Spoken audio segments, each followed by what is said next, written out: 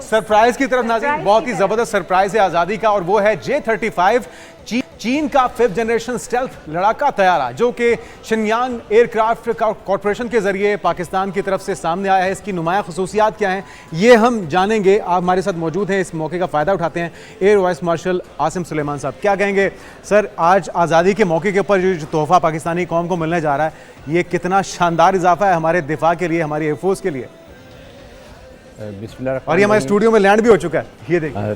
Thank you very much जी for having me on your program and having J-35 before time. अल्हम्दुलिल्लाह। तो ये है कि जनवरी 2024 को हमारे चीफ ने अनाउंस किया था कि हमारा जो है कॉन्ट्रैक्ट हो गया है चाइनीज़ के साथ इस जहाज़ के लिए।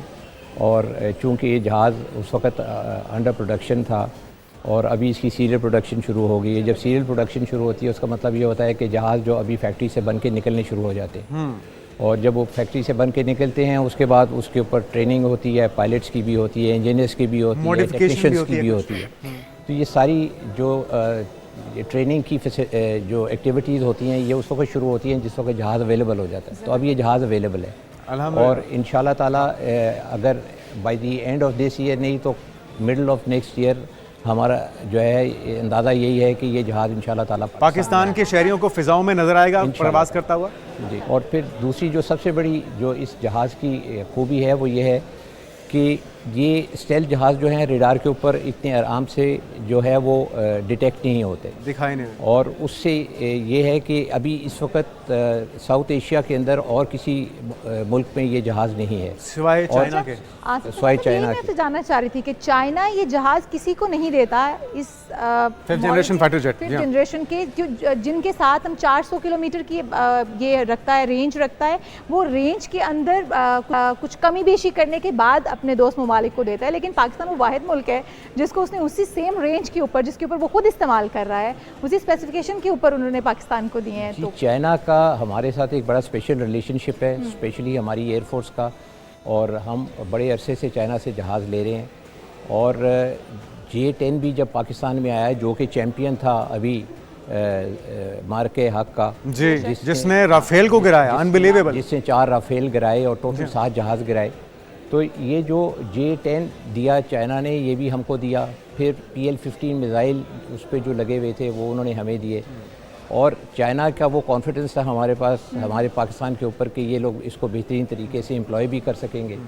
और जब हमने उनको इंडियंस के डिप्लॉय किया, सारी दुनिया ने देख लिया कि पाकिस्तान एयरफोर्स कितनी प्रोफेशनल एयरफोर्स। बेशक। और एक चीज़ याद रखें कि जब कोई जहाज़ किसी मुल्क में आता है तो उसकी एक कैपेबिलिटी होती है, लेकिन वो कैपेबिलिटी जब आपके पास आती है तो लोग ये समझते हैं कि जी वो खुद ब खुद ही जहाज़ उतना कैपेबल हो जाएगा। वो जहाज़ कैपेबल नहीं होता, क्योंकि उसको आपकी डॉक्ट्रिन के अंदर उसको इंडक्ट होना होता है, वो आपकी उसकी एप्लीकेशन होती है, आपकी उसकी ऑपरेशनलाइजेशन होती है, आप उसकी यूटिलाइजेशन कैसे करते हैं जी। तो इसके अंदर आपकी ट्रेनिंग भी होती है और इसके अंदर आपकी एम्प्लॉयमेंट टैक्टिक्स होते हैं। तो सारी चीज़ें जो हैं वो एयरफोर्स के ऊपर डिपेंड करती हैं कि जिस एयरफोर्स ने वो लिया है वो उसको कैसे इस्तेमाल करेगी। बिल्कुल सही। और ख़ास तौर पे इसमें पाकिस्तान एयरफोर्स ने जिस तरह इन जहाज़ों को इस्तेमाल किया सारी दुनिया ने देख लिया। ये जो राफेल जो हमने गिराए इस वक्त यूरोप का बेस्ट जहाज़ है और अनडिफिटेड था और अब से पहले भी था जी, उससे पहले कभी वो गिरा भी नहीं था।